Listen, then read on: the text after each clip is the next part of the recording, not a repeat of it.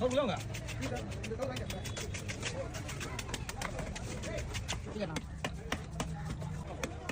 எனக்கு எப்படி இருக்கா மீன் நாளைக்கு ஆமாப்பா போதும் பண்ற சரி நான் வந்தாலும் பவுடர் பையன் பண்ணுறேன் என்ன சொல்லலாம் பார்த்து வந்தாலும் தரமா கிடையாது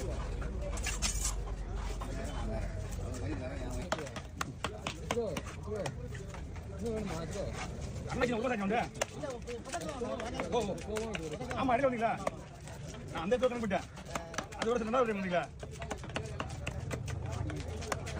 அவங்க மீன் சொல்லிங்களா பாய் வந்தல அதான் மீன் வாங்கிட்டு சொன்னாங்க